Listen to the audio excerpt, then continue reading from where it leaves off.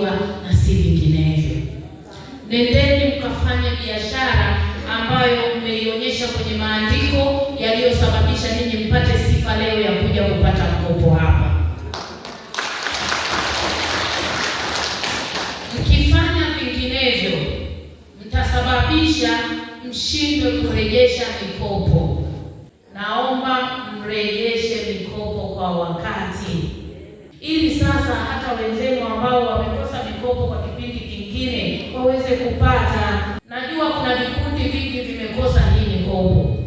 Naomba niagize idara husika, wale wote waliokosa mikopo, ambao waliomba kwa lengo la kujikwamua kiuchumi, lakini wamekosa mkopo kwa sababu walikosa